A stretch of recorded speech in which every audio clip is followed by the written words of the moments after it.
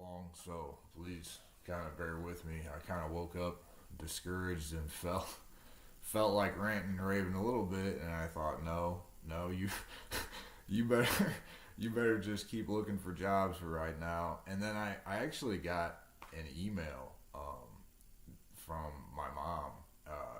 It was random, and I don't know what she's doing right now. Apparently, she had some downtime. She's not even in the house.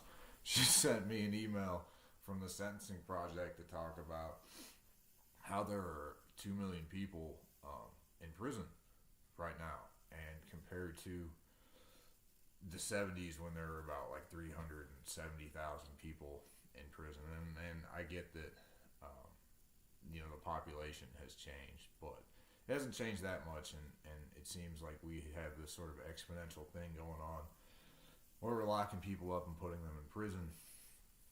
And that kind of coalesced with what I was thinking about this morning, which is, things are getting better in this country.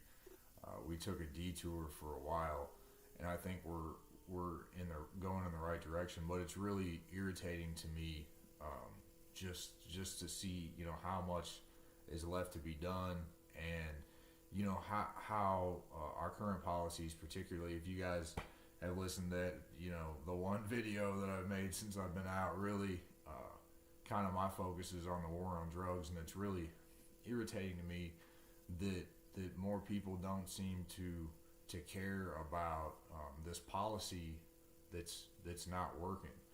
And how do people not understand? Drugs are bad. I get that. I completely understand. Drugs aren't good. They're not good for us.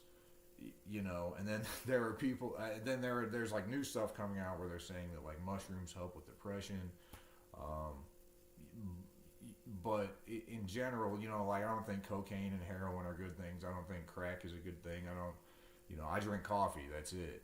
And I know I have an addictive personality, but if I drink too much coffee, it doesn't really disrupt my life, where those other things obviously can. So drugs aren't good, but I don't really understand like how more people don't see that by making drugs illegal, we haven't made the problem any better. It's you can go back to prohibition, the old libertarian argument, which is a good one, that when we made alcohol illegal, we made it more dangerous. Nobody stopped drinking. We created the mob, and we've really done the same thing with drugs.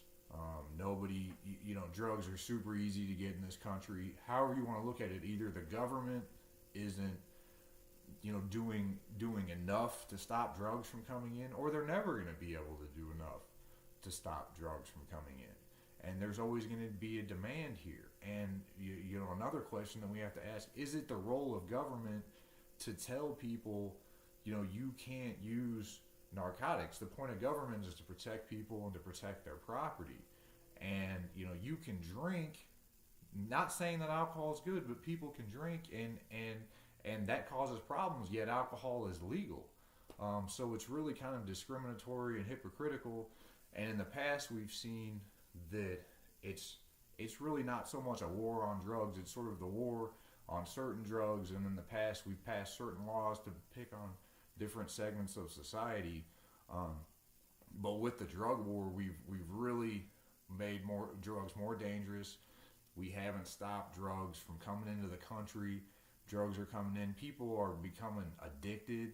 The government is not stopping drugs from coming into the country, and then it's making criminals out of its citizens who are becoming addicted to drugs, who have to become criminals to get the drugs that they've become addicted to. They've made more drugs more dangerous by making them illegal. There wouldn't be a fentanyl problem. If people could legally buy drugs, and I know nobody wants to legalize drugs. Nobody wants to condone the use of drugs, but hey, it's making them illegal hasn't worked. Making them illegal is why we have all these people ODing off of dangerous drugs that are coming in from Mexico, and stopping in China first and coming in from Mexico. We've created gangs, we've created cartels, we've sensationalized and romanticized drugs, we've created a gangster culture. We've completely destabilized Mexico. However you want to look at it, our demand for narcotics our demand for, not mine, but the country's demand for narcotics and then making them illegal has created a cartel in Mexico. It's created a business opportunity, and the cartel has completely taken over that country. And then we complain about, immigration and people wanting to come up here. It's because they're being murdered down there.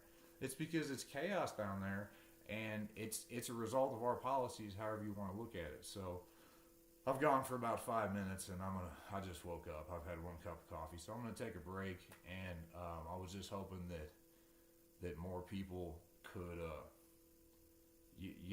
consider that. It seems like nobody's really talking about it. And the true crime thing I think is good. The whole, the market for it, the innocence movement, but people seem to just be focusing on like all these anecdotal cases.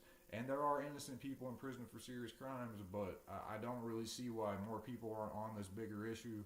And maybe it's naive of me to think that you can just talk about something and help fix the problem, or if enough people become aware of a problem that it'll just instantly change. And I get that it's not really like a shake and bake type of deal, but waking up this morning, I just thought, you know what, I need to talk about this. Because it just seems like there aren't enough people talking about it, and I just don't see why people get it. And I wanted to recommend a book for anybody that doesn't really understand the drug war and the history of the drug war in this country, and it's called The New Jim Crow by Michelle Alexander. It's a really good book, really sort of changed the way that I saw things. And just one more example, marijuana was illegal for 100 years, and they were putting people in prison for marijuana and locking them up and using violence, using the system to punish people for using marijuana. Now all these states are saying, oh well, it's okay, it's legal, and by the way, we're going to tax it. And some states like California are undermining it because they're taxing legal marijuana so much that there's still a criminal market, and black market marijuana is cheaper.